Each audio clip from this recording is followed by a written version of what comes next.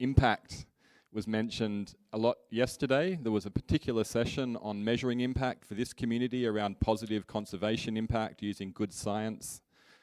Today we've heard impact in the context of Abby around mitigating, minimising and reducing negative impact of infrastructure and industry. We've also heard from Bram around those big impact investment pillars, making those smart decisions around where capital flows. So that's one example where we're getting very different definitions around what we all mean by impact, but something that's really fundamental to actually delivering the outcomes we want. So I think that's just a really useful highlight. As I mentioned, my first question was going to be, what does EPIC look like? I'm going to jump. We're going to get to barriers and challenges. We painted some sunny pictures today. I tried to keep things dark in my opening remarks. And damn, they took me back into the sunshine again. So I'm going to bring it back down to the place I like, which is in the dark recesses of this space. To get really true, this is urgent. We see that private sector sitting on the side saying, we're here, we're ready to play, we're ready to partner, we have finance and capital to deploy, but there's just a disconnect. It's a conversation, it's a translation issue, but there's other barriers and challenges I think we need to be mindful of. Maybe Rayne, just around that thing around what are some of these barriers and challenges that why we're not having this conversation? I think we talk to ourselves a lot. So I'm making a much bigger commitment to go and talk to professions and seminars and conferences of people who aren't talking about this like we do, right, about nature. They all care, they just don't know how to engage. So I'm doing lots of work with chartered accountants and accountants globally, which sounds really dull, but it's really important because they're hardwired into the decision-making of these financial decisions. And they all care, especially the youngsters. They're coming into accounting now because they want to be part of the solution. And I think one of the barriers is no one gets excited about compliance, right, and reporting. And I get really upset when people say, oh, there's this compliance burden and we need more reporting. I don't even like all that, right? But what we're trying to do is change that narrative and go, this is actually a strategic decision. This is about you managing risk, because it's truly a risk, and there's opportunity. If we do it right, we've got this ridiculous competitive advantage to reshape what we want the future to look like. And when you talk using that language, everyone gets it. We've got shared values, right? So, but we just have to find a way to hardwire that into traditional decision making through business, which is a bit dull, but I give you hope, because we've mentioned TNFD a little bit, which is pretty big, and Guy was part of designing that internationally. Like, this is a rock star here, right? But what's really important is that when we talk about common language, the private sector and finance, etc., they're moving as well. They're starting to talk about nature in a common language. That TNFD has been really important, that globally all of a sudden they're talking about nature risk, and they're talking about biodiversity, and they're talking about water stress, and all of these things that weren't common conversations in government, in private industry 18 months ago, 2 years ago. And we now have a language that we're using in those forums to come and talk to ecologists and talk, right? What I'm challenging all you guys to do is also stretch your muscle to start talking in numbers and sharing your story. It's not just numbers, but your stories and your impact.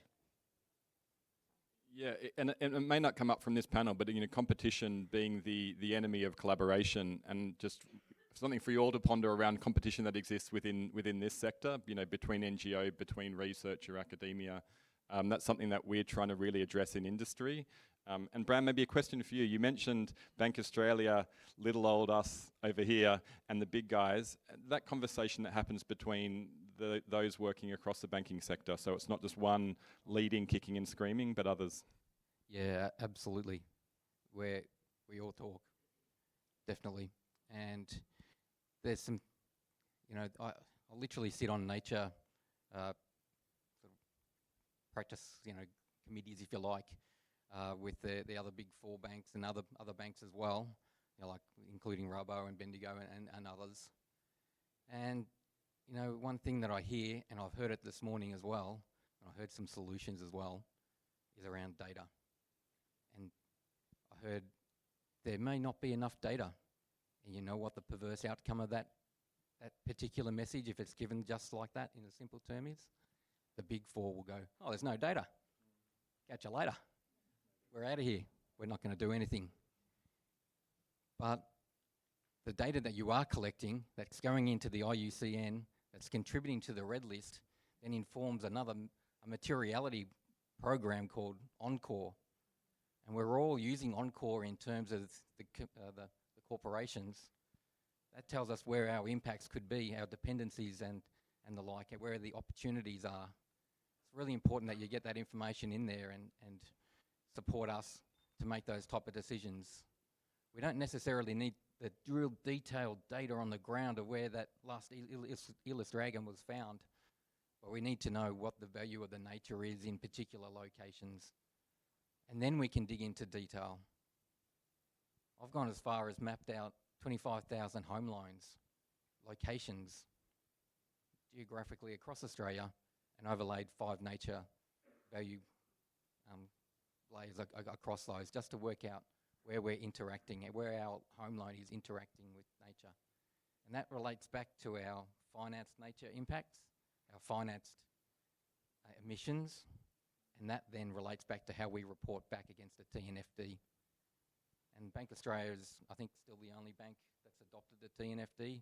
We're about to release our second disclosure report. It's really high level at the moment, but we're working towards it. That's a good point. And once again, that complexity being one of the most common but the most ridiculous excuse for inaction on nature. You know, nature is wonderfully, brilliantly complex, and therefore if we're going to try and fix it and solve it and make it all clean and nice before we actually do something, we hear it a lot from the private sector. We also hear it a lot from government and industry, so it's something we're looking to address. Abby, for you, in terms of the work that you're doing, it's, you know, partnerships are diverse and emerging. Some of the barriers and challenges around kind of delivering your targets, which are big and bold and ambitious. Yeah, thank you.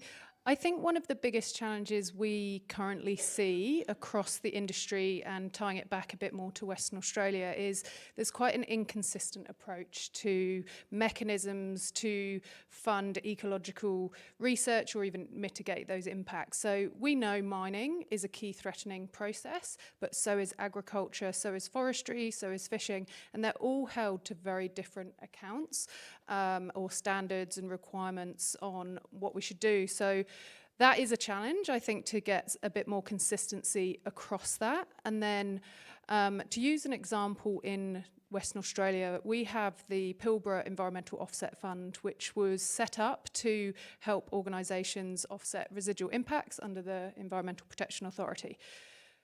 One of the challenges with that fund is the premise of it is very, very good and it should be very effective, but there are some real challenges around being able to roll that out efficiently, and that's with collaboration with state and Commonwealth governments. So at the moment with that fund, there's some fundamental differences in opinions on how that should actually work. So the Commonwealth believe that it should be, or anything under that should be in perpetuity. However, when you actually look at that at a state level, we have such issues and conflicting priorities with tenure. When you look at mining tenure, you look at pastoral tenure, you look at native title, that perpetuity doesn't actually work. So we have a really good system there, but the governance around it is not allowing us to actually get some effective landscapes, kind of nature initiatives going on that. We're going to run out of time really quickly, and we've got some amazing breakout sessions following this, which unpack some of these different pillars of what we're talking about across partnership and funding. Just one final question for the group in terms of a takeaway. For those who are looking to engage with finance or with industry or business in terms of how those kind of conversations and partnerships can happen. Rayne? Yeah, I would, all great points, so I'm not going to elaborate on what we've already talked about, but maybe throw another one in, is that sometimes we talk about it's too black and white. So what I mean by that is it's either conservation locked it up or it's car park, and there's a whole lot in the middle where private landowners and industry are working in productive landscapes. And what I mean by that, they're providing food or fibre or minerals, etc., and services to community, built environment, etc. as well. We need to find a way to do that better and to reward better. So there's a whole lot of in the middle that needs to be worked out when you're talking to private industry, because they all want to do better, but it's not about locking it up, and that you can get really good outcomes, I think, without, there's some of it needs to be conservation, but there's also a lot of just doing production better, whether it's forestry or ag, etc. So I just sort of maybe put that out there as well. To engage with private, it can't just be a black-white conversation. It's about a let's all move to make better decisions on that. Great. Abby? Yeah, so I think one of the takeaways for us is would be really good, like to not reinvent the wheel on some of these mechanisms, and there's some really good foundational stuff out there that we can leverage and we can work on and help move forward. And I think, you know, one of the big things is, and in industry, and we've seen it with our peers, is trying to break down those personal agendas and priorities, and knowledge is key. Knowledge sharing is going to help benefit, you know, with the data. Let's get some of that information out there. So having everyone working together to that unified objective of positive outcomes for, you know, biodiversity, the planet and the people, I think that's really going to help. I think it will be a challenge, but hopefully, you know, we can get there soon. Yeah, and I'd say collaborate outside the bubble. And in particular, the billions of dollars that we heard this morning from James is there. It's there. But we have to collaborate smartly. We have to look at a real proper blended approach in terms of financing, and we'll be able to access it. It is literally sitting out there waiting for knowledge brokers, experts like yourselves to come along and really, you know, make it happen. I've got a great lot of hope that it will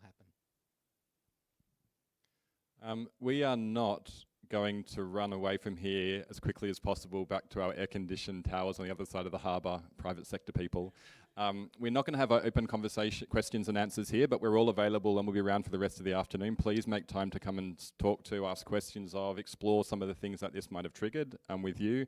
As I mentioned before, from my perspective, both from my monkey business perspective and from my work with private sector, the doors are open. There's some really interesting collaborations and conversations happening, and we really invite you to come and lean in and join those conversations around how we can share data, information, and build that common language. So that's really, and even if it's just to have some fun observing how human primates behave in a boardroom, I invite you to join some of these roundtables and conversations. That's just my own personal. So we're now going to finish up this session in some of the breakout rooms around here. There's some follow-on conversations. I also been told to encourage you the conservation tours that are happening around the zoo in the following days. Tomorrow. There's a desk just outside this wonderful blue door here where you can sign up for those who are sticking around. And thank you so much, and please join me in thanking Rayne, Abby and Bram for their time.